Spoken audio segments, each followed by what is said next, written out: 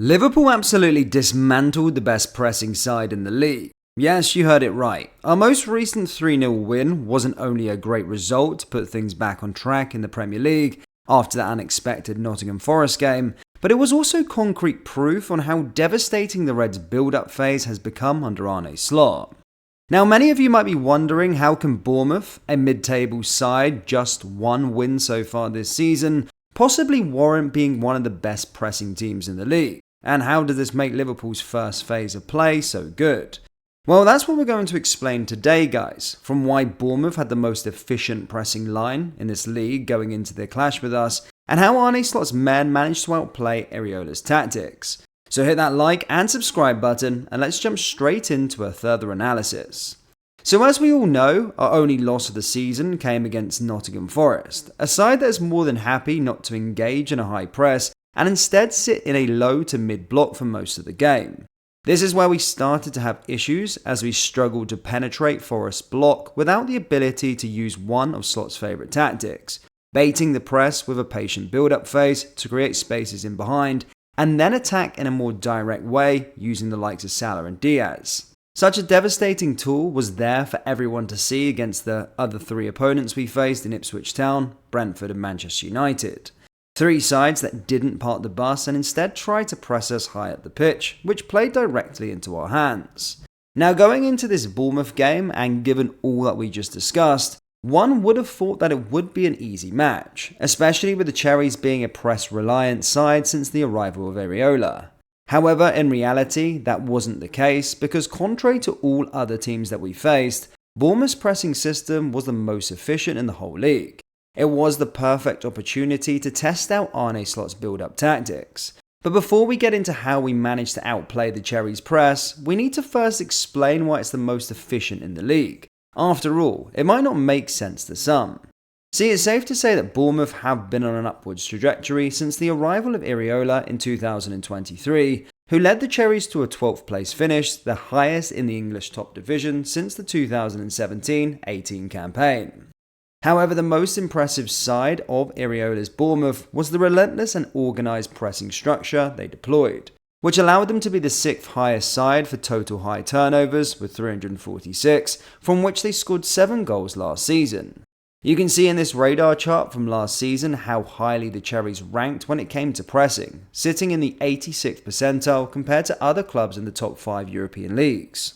This season is no different, and despite the Cherries still not scoring from the high regains before our game, they led the Premier League for the most defensive actions that led to a shot attempt.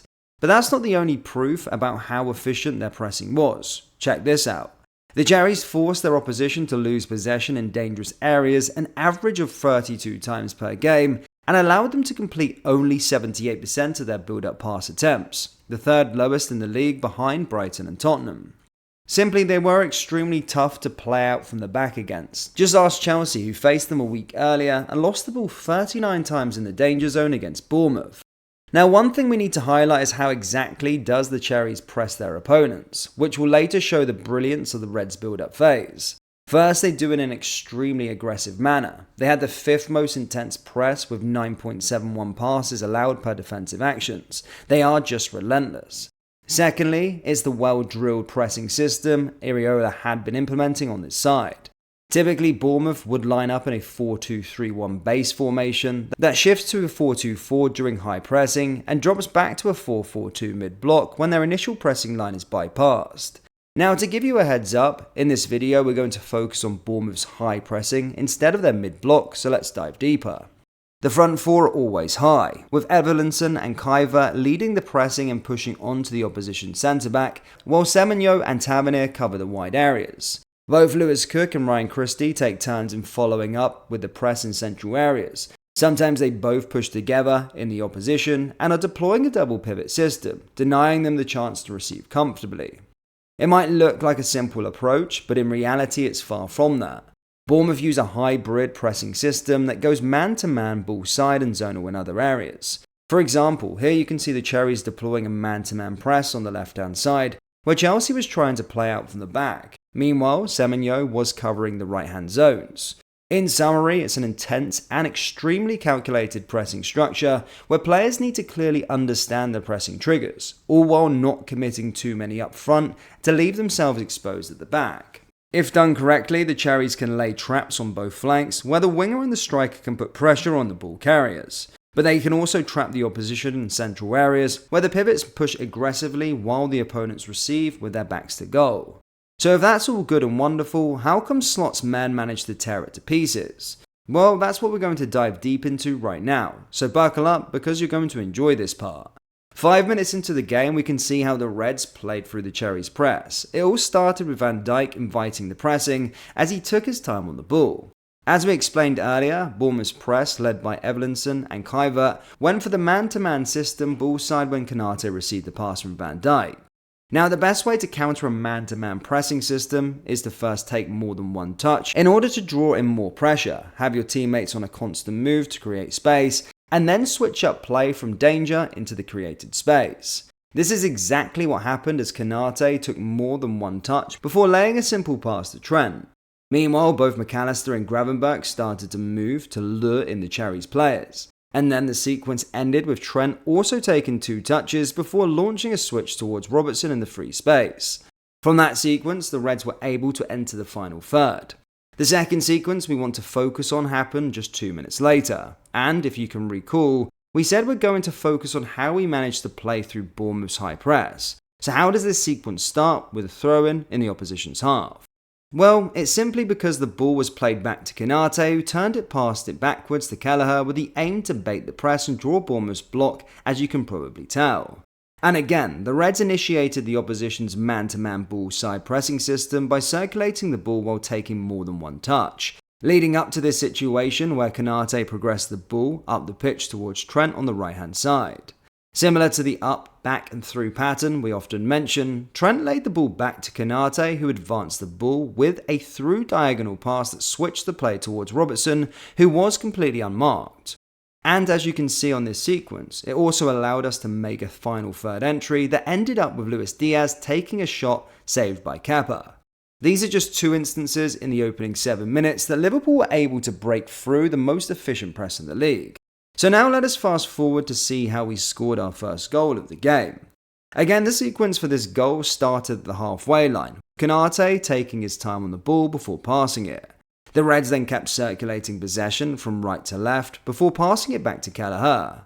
Something that many would see as a negative in football, since not everyone wants to see his team pass the ball backwards. It took 15 passes to get into this situation with the sole purpose to draw Bournemouth's block and initiate their pressing, but this time the Reds changed things up. After hypnotising the opposition on the halfway line and instead of continuing to do so in deeper areas, Konate saw the opportunity for a perfectly weighted long ball after the Cherries block was manipulated. The execution here was flawless, with Luis Diaz jumping on the opportunity to open the scoring. The second goal came in quick succession, which is why the footage at our hands does not show the Reds regained possession and initiated the build-up phase. But all we know is how Konate once again launched a precise through ball after taking more than one touch to draw the press, which eventually led to Salah laying the ball back to Trent, who drove forward before assisting Diaz. And guys, we might sound like we're repeating ourselves over and over again, but the third goal actually came from not only a similar pattern of play, but through the same player too. From the goal kick, Kelleher passed the ball to Konate, who took 3 touches, further committing Bournemouth to their man-to-man ball-side pressing. From there, as always, a perfectly placed long ball towards Darwin was launched by the man of the match in our eyes, Ibrahima Konate, which ultimately resulted in that wonder of a strike from our Uruguayan forward. Patiently building out from the back while switching the play and taking more than one touch every time it was possible, that's exactly how the Reds managed to draw in the best press in the league before dismantling it in a quick direct attack into the space that was created. If we could only draw one thing out of this game, it would be that our oppositions should never try and press us intensely in our own area. Sure, one misplaced pass or bad touch can cost us a goal, but it's the high risk, high reward approach that makes Arne Slot's build-up phase not only so good to watch, but also extremely efficient against teams who try to play on the front foot. And remember guys, this was only our 6th official game of the season, so we can only expect the players to get more familiar with such an approach and better at it with time. So what do you guys think? Is this way of building up from the back the way to go forward, or will it be an issue against teams who refuse to engage in the high press? Maybe Slot has got a plan for that he's yet to try on the pitch. Let us know your thoughts on Liverpool's build-up play down there in the comment section below. And if you enjoyed today's analysis, why not hit that like button and subscribe to the channel for more Liverpool content. Thank you, and I'll see you all next time. Take care. Peace.